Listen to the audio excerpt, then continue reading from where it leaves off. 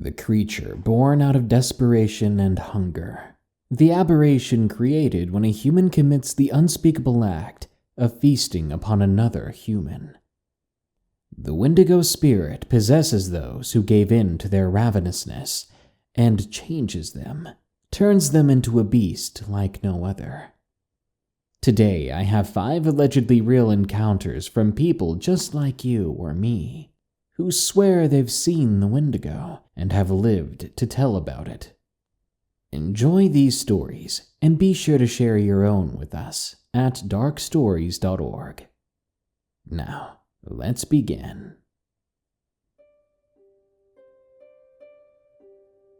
A Ghoul in the Woods, from Anonymous. I lived in a little town in Maryland, right on the border with Virginia and West Virginia. My town was very old, established in the 1700s. It was originally established right on the banks of the Potomac River. Back in the day, a lot of people drowned whenever the river would flood, so the woods surrounding the river were considered by some to be haunted. Anyway, it was summer break, and being the raging insomniac I always enjoyed summer break because I could stay up later than normal. This incident, however, took place when I wasn't allowed to be out. On that particular night, I had stayed out late, came home, and then spent a couple of hours tossing and turning, trying to sleep. Finally, around 3 a.m., I gave up, deciding to sneak out and walk around in the woods. I've had my fair share of creepy experiences, but I'd never had any in the woods up to this point, so I had no reason to doubt my safety. So I slipped out the back door, went down the road, across the train tracks, and into the forest. Now, there were lots of reasons why a 15-year-old girl shouldn't be wandering those woods at night, and there were junkies that frequented the area, as well as other less than tasteful characters. But I was dumb, and also not the type to scare easily. I had my trusty knife in my jacket pocket, as well as my phone for a flashlight, and my iPod, as I loved listening to music. As I walked through the woods, staying off the path, and keeping the hood on my jacket up, I was trying to draw as little attention to myself as possible. No one ever bothered me there. I decided to walk through a part of the woods that I frequented during the day, but I never bothered to explore it at night. There was a tiny clearing there with the foundation of an old building. I always assumed it used to be a house, as well as an old log I liked to sit on. As I entered the area, immediately, it felt off. It felt different compared to the daytime. It was like I wasn't alone. I took one of my earbuds out and cautiously continued forward, more curious than frightened. Whatever else was there with me didn't feel normal, so I thought it might be some kind of animal, something that could be dangerous, but I wanted to see what it was. As I crept toward the edge of the clearing and peeked through the trees, I saw something that made my heart stop. There was a figure. At first, I thought it was a person, someone down on all fours, but then I noticed the way it moved. It was slightly jerky in its motion, and its bone formation looked odd. Its legs were long, kind of shaped like a dog's. Its arms were very long too, but human in shape. It had impossibly long claw-like fingers, and its skin was a grayish white. It was terribly skinny. I could see bones protruding through its skin. Yet somehow, despite its appearance, it seemed strong. Like if it got a hold of me, it could snap me in half without issue. It was wandering around the building, around the foundation, like it was looking for something. I saw a backpack lying nearby. It looked like it had been torn to shreds by that thing over there. And with the moonlight filtering through the trees, I could tell it was covered in stains that looked to be blood. I knew it hadn't noticed me yet. Its face was looking the other way, and that was fine by me because I did not want it to see me. Whatever it was bad news, obviously, so I slowly began to back away. Then, a slight breeze blew up from behind me.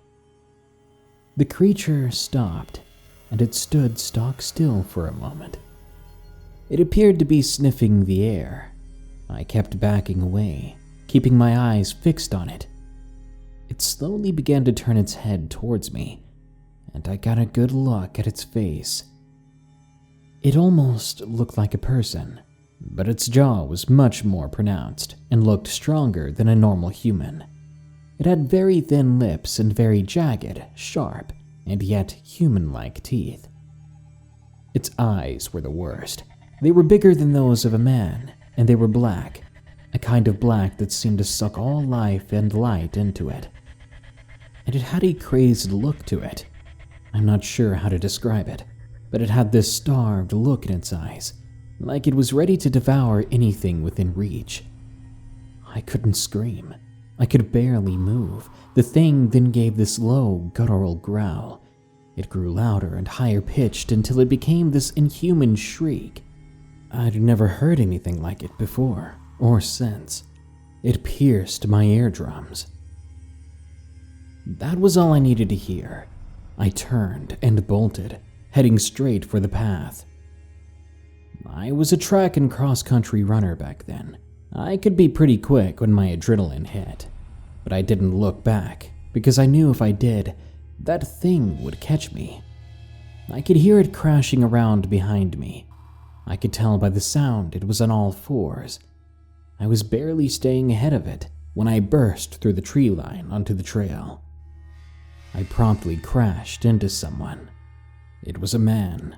He had a scraggly brown beard, a red hat, and the distinct smell and appearance of someone who had been living in the outdoors for a while. He began to ask me if I was okay, what was wrong. And then he looked over my shoulder, and all the color drained from his face. I felt a searing pain across my back. I screamed and fell forward. The man screamed too, and the creature turned its attention to him. I took the opportunity to pull myself back to my feet and run. I could hear the man screaming behind me, but I couldn't hear the creature following me, so I just kept going. I refused to look back, and I didn't stop running until I made it the 1.5 miles back home. I shut the door. I locked it. I ran around the house making sure everything was locked. I ran to my room and I hid under the covers and cried. I wondered what happened to the man and what that creature was. Eventually, I drifted off to sleep. I assume from exhaustion. When I woke the next day, my back felt like it was on fire. I removed my jacket and t-shirt, seeing that they'd been ripped clean through with 4 large claw marks. My phone, knife, and iPod were gone. I guess I lost them while trying to escape. I went to the bathroom and examined my back. I had 4 deep gashes along my back. They were red and inflamed with dried blood all around the area. I cleaned it off, threw the ruined clothes away, and tried to forget about it. Then I saw the paper a few days later. The police had found a body matching the description of the man I'd run into. It said that he had been attacked by a wild dog. He was alive when they found him, but barely. He was rushed to the hospital, and the paper clipping included that he had been treated for an unknown mental disorder as well, and warned parents to keep a close eye on their kids. I can only assume what he might have said to them for them to think that. To this day, I wonder what happened to him after that. I still feel guilty for basically leading the creature to him and then abandoning him. But something in me knows that if I hadn't crossed paths with him, I wouldn't be alive today. Following that night, and for several years after, I avoided those woods, even during the day, until I eventually moved across the country. I told that story to a few of my friends, many of which laughed it off. I described the creature as a ghoul because I couldn't think of a better word at the time. Since then, I've heard stories of creatures with similar appearances, and I think I might have come face to face with a Wendigo. I I obviously can't be completely sure that's what it was, and part of me hopes I never do find out. That ghoul and the screams of the man, the sound of that inhuman growling shriek, all of it still haunts my nightmares, even now, though it's been 7 years since it happened. It's not something I'm going to forget. Wendigo of 1995, from Brody E. This story happened to me about 24 years ago, in the late fall of 1995 when I was 13 years old.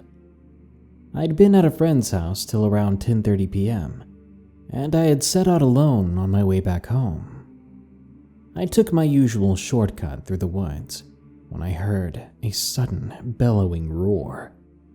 I dropped my flashlight, spinning around looking in the direction I thought the noise had come from, but I couldn't see a thing. Reassuring myself there was nothing there, I went to grab my flashlight. I bent over to pick it up when I heard a twig snap right in front of me. I jerked my head up, and then I saw it. It looked like a deer, but with limbs contorted in a way that made its silhouette look human. I fell over backwards, quickly pulling myself to my feet, and then I ran blindly through the woods. At some point, I crashed into a tree and I blacked out. When I woke up, I was lying on my back, my nose and head throbbing. I could feel blood from my broken nose trickling down my face. I looked at my watch, which read 12:01 a.m. Then I scanned my surroundings. I yanked myself to my feet and walked through the woods without a flashlight until sunrise. I then slowly made my way out of the woods and onto the street. I walked to my front door and collapsed from exhaustion. When I woke up, I was in a hospital bed for an apparent broken arm, but I was released the next day. That wraps up my quick but rather creepy story. I'm not sure what I saw, but now that I have 3 kids of my own, I always make sure that if they walk home after dark, they have friends or an adult with them. There are things out there, whether you believe the legends or not, so it's better safe than sorry.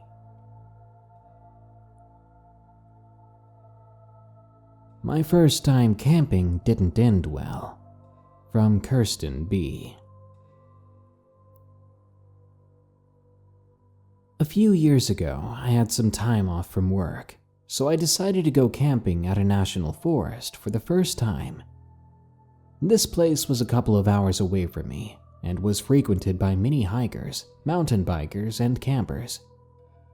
Plus, it was rated 5 stars on Google Maps.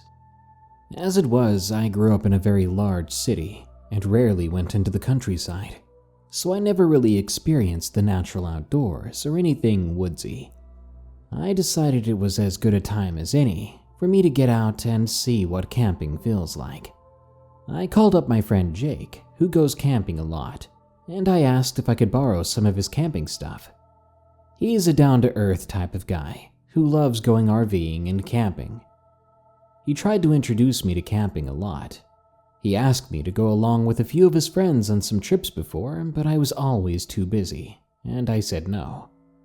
So hearing me ask to borrow some of his camping gear, finally, it got him excited, and he quickly said yes. Unfortunately, he was already on a trip and couldn't give me the stuff directly, so I had to go to his apartment and search for it myself. My car full of snacks and water and some other things, I drove out of the city and onto the highway. It took a couple of hours, and there was some traffic along the way, but I finally made it there and pulled into the parking area. The whole place was gorgeous and smelled so fresh, nothing like what you experience in the city. I unloaded whatever I needed from my car and began making my way onto a little trail. This specific area was a camping zone, and anyone could come over and set up their tent here. So I walked for a few minutes and eventually found a flat, uninhabited place not too far from my car.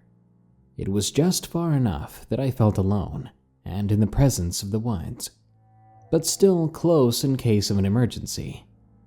There I lay under the trees in the darkness, relaxing in my tent, waiting to fall asleep. For some reason, I couldn't shake the feeling that something or someone was out there watching me, but I considered it normal. I was the nervous type, and this was my first time camping after all. I've never really been afraid of things, but as much as I tried to fall asleep, it felt as if my entire body was ringing an alarm bell, trying to tell me to get out of harm's way. But what danger could there be? Another hour passed, and I was still staring at my smartphone, unable to fall asleep. I tossed and turned, but my anxious feeling never let up, so I decided to unzip the tent and go outside to stretch. The woods around me were quiet, and nothing seemed afoot. Clearly, it was jitters from being alone in the woods for the first time, like I said. And I even tried some breathing exercises that I've seen on the internet. But time went on, and I still could not shake the feeling. I decided enough was enough. Maybe I could get some sleep in my car for the night. I left most of my stuff in the tent except for some essentials, and I started to walk onto the trail and back to my car. I made it 20 feet or so when I suddenly heard the audible sound of a dry branch snapping. It came from about 50 feet to my left. Something heavy clearly just stepped on a piece of dry wood, which meant I was in fact not alone out here. All of the jitters I had up until that point were instantly vindicated. Fear rushed into my chest at full speed, my whole upper body tightened up, and my heart started pounding heavily. I froze and quickly shone my flashlight at the trees, trying to see who or what it could have been. It was dark, and my flashlight barely lit up anything, so I tried yelling in a loud voice to scare it away. Maybe it was a wild animal after all, just passing through. Not to mention, it possibly could have just been a branch that fell from a tree. No, that was certainly a crunch, as if a larger weight was applied to the top of it. Something definitely stepped on a branch. It was there with me. I was not alone. I decided I wasn't taking any chances and swiftly started running to my car. Again, I heard something skittering beyond the trees. Something was following me. It was fast, faster than I thought a human could run. It followed me half of the way down, but suddenly stopped, for some reason. I didn't know why. I ran and ran until I finally got to my car in a cold sweat, in a daze. The small parking lot was almost full with parked cars, but not a soul was around. I quickly got in my car and locked the doors. Whatever was out there, I was at least locked inside my car to be away from it. I felt a bit safer and was glad to have some sense of security. I hoped it hadn't followed me, so I silently waited in my car for another hour because I didn't feel like sleeping yet. It was probably 3 or 4 a.m. at the time. I was so tired that I began to doze off, the very thing I wanted to avoid. It also began raining, and I was hot, so I opened the window a crack to let in some fresh air. It was very calming listening to the rain, and I was halfway asleep. That's when I heard the sound of something scratching against the car. Immediately, I jumped up and looked around, but it was pitch black out. I didn't want to turn my flashlight on, just in case it was a bear or something. But after a few minutes of nothing, I gently took a peek out of the window. Then I decided to hit the car horn. Maybe that would scare it away. After another minute, I stopped honking the horn and went outside to see if it was there. With such a loud noise, it must have gotten scared away, running off into the woods, I thought. At this point, I just wanted to get away from the place and decided I was going to drive to a nearby Walmart parking lot, or something like that, and I'd go home in the morning. so I turned my car on and my headlights on. I flipped my windshield wipers on, and to my astonishment and horror, a tall, thick-necked guy with a heavily scarred face that looked more like a bulldog than a person was standing about 40 feet in front of my car. He was drooling incessantly. I gasped and instinctively clenched the steering wheel in horror. He suddenly got on all fours like he was an animal and began to walk sideways towards the car. I could see something glistening in his hand, which appeared to be a knife. I slammed my car into drive, quickly making a U-turn to the left where the exit was. He was still chasing me on all fours, at a speed that shouldn't have been possible like that. Add onto that the fact that he wasn't wearing any clothes, and he seemed more animal than person. Despite me driving in my car, the guy nearly reached me, but I luckily made it to the road and safely drove away. I was so terrified and disturbed after that I did not go back to get the rest of the stuff. I had to pay my friend back quite a bit for all the stuff I left. I went a few days later in daylight out of curiosity though, but all the stuff was gone. These days I always shudder at the thought of him stalking me for hours or watching me as I lay alone in the tent. I reported him to the police the next day, and I hope he was caught. This is probably not the usual camping experience for most, but I guess it's safe to say that people should always be aware of their surroundings when camping, and always carry some type of self-defense, especially if you're a girl. This doesn't mean I'm going to go camping ever again, but it was definitely a surreal learning experience. It looked like the rake, from Haunted Vacuum 420. It was several years ago when I was 10 and my older stepbrother was 11. My dad and stepmom had just gotten married, and me and my stepbro were home alone at around 5:30 a.m. We were watching Netflix. Well, we were trying to, but it just kept buffering. So, being impatient kids, we decided to go outside and practice bow shooting instead, which is what we did a lot.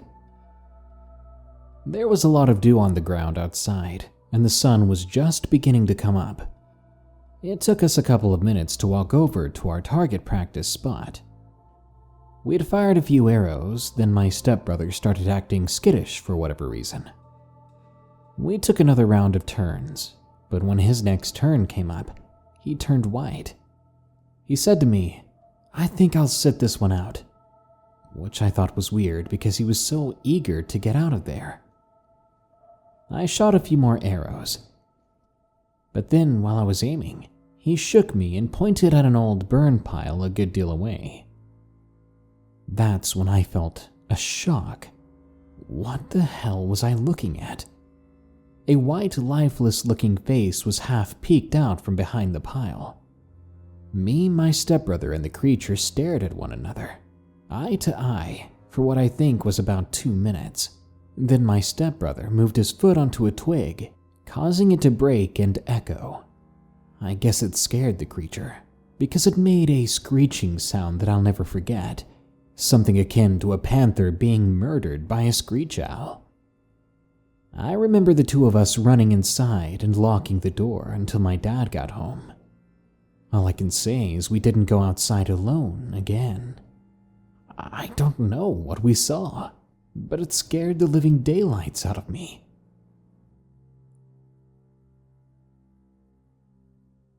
Pale Humanoid in My House, from ForeignReplacement. I'm a 21-year-old guy who's been suffering from insomnia since the beginning of puberty, so going to bed at 2 to 4 in the morning isn't unusual for me, let alone having trouble staying asleep, even after I work long shifts. I live in a fairly small town that is known for hauntings, satanic rituals, Bigfoot sightings, you name it. There's even a desert nearby where people report skinwalkers. Personally, I've always seen and heard things ever since I can remember. It started when I was very young with tapping on my bedroom walls, hearing children giggling outside in the middle of the night, when I myself am the youngest in the family. Of all the things that I've seen and heard, this particular event kind of freaks me out the most. This happened back in January, one night at about 2 in the morning. I was using the bathroom playing on my phone, as most people often do, when I heard a few footsteps outside the bathroom door. My mom and older sister were in the house with me, so I figured it might have been one of them, waiting for me to get out of the bathroom. I finish up quick and go back to my room, but along the way I noticed my mother and my sister were sleeping. I chalked it up to hearing something, nothing unusual as I've seen a little girl in my house. It's not like she was a threat, plus I left the lamp in the living room on just in case I wanted to go back there and turn on the console for a little gaming session. Getting back to my room, I listened to some music and I finally started getting tired close to 3. So I got up to go back to the bathroom to brush my teeth and to take my contacts out for the night. I turned off my music so as to not wake up my mom, whose room is down the hall from mine. But almost as soon as I did, I heard more footsteps and a very audible hush. I thought that was odd, sure. I've heard voices at night before, but that was definitely creepy. I kept telling myself I was just hearing things. If I just don't show fear, these things won't bother me. But I looked into the living room to be safe. I wanted to be sure there wasn't someone wandering around the house. I wish I hadn't done that. There was something there I'd never seen before in my life, and it was disturbing. It was crouched behind one of the chairs in the living room. This was impossible, considering just how tall it was. The way its thin, frail body was folded up, I could tell it was unimaginably tall. The lamp near it was still on, and I got a good look at it. Long, gangly arms, almost human-like hands with very long nails at the end of each finger. It was crouched so that it was maybe 3 feet tall, but had it been standing, I'd guess it would reach a height of at least 8 feet. It was pale white with no obvious hairs growing on its body, and the face was humanoid in shape, but the thing had deep, dark holes in it. I guess those were its eyes. Its mouth was shut, so I didn't get a good look as to what kind of teeth it may have had. It moved a little to try to crouch more in a poor attempt to hide itself. As it did this, I noticed its movements were slow, like a video game character's movements were lagging. Holding in a scream, I immediately went back into my room and shut the door, hoping it wouldn't come in since I didn't have a lock on the door. I stayed in my room for about an hour and a half. All that while, I could hear small squeals and footsteps, even tapping on the door. Eventually, it stopped, and I heard my sister walking past the room to go to the bathroom. I opened the door and saw that creature wasn't there anymore. My half-asleep sister didn't say a word when she walked past, and still didn't say anything as she went back to bed. I guess she assumed I was just hearing things again and couldn't sleep. It's not like I could say anything. I was kind of just astounded or silenced by fear. It was 4:30 a.m. then, and I still could not sleep. I quickly went to the bathroom to fill my contact case with solution. Then I took my case back to my room. Before taking my contacts out, I remembered the living room lamp was still on. Although I was dreading it, I had to turn off the lamp unless I wanted to be yelled at for wasting electricity. I thought it was stupid and childish that I would be more worried about being yelled at than encountering this thing in my house face to face. I ran to the living room to turn off that lamp, then I ran back to my room just like a scared little child would. I took out my contacts, then I hid under my blanket. Needless to say, I slept with my light on. Even some nights after that, I would hear tapping on the walls coming from outside. I had no doubts it was that same thing again. I got about 2 hours of sleep that night, but fear, doubt, and caffeine kept me awake the next day. I've done some research as to what it could have been. There are only two things that come to mind: the Wendigo spirit and the rake. Well, everyone, I'm finally back with full-length videos. These past few days without internet were kind of awful. It's absurd that we have data caps still for our phones. If I lived off of my phone data to do these uploads, it would cost $1,000 a month, I'm sure. $1,000, that is. So I'm glad to be back, so you guys can look forward to more full-length episodes in the future. Until then, good night. If you enjoyed this episode, be sure to like, share, comment, and subscribe. If you have a story to share it with us at darkstories.org. If you want to support the show, check the description. There's a link to my merch store and a link to my Patreon. Now, as usual, here are my 5 favorite early comments from the previous full episode. About 5 creepy graveyard stories. Kane7ify says, "At least it's not Grave Encounters." That's a really good movie. Really underrated. Stresses me out. The thought of being trapped in a different dimension of horror until I die just sounds awesome. KFC Man says, "I hate going to graveyards. It makes me sad." Well, just remember, all the people buried in graveyards no longer have to feel pain. So, it's a good thing in a way. Master Puppeteer says, "Your videos always seem to come up when I'm going through a bad time. Thanks for all your hard work, dude. It really helps." Well, I'm glad I can help. Distractions are always good when you're going through a rough patch, and scary stories are often long distractions. So that's a plus. Liz Santiago says, "So much for my picnic." Going picnicking in the graveyard? You risk eating someone's toe by accident. Still delicious though. And Luke Skywalker Indoor says, "When I die, I want to haunt the graveyard and scare people with my force power."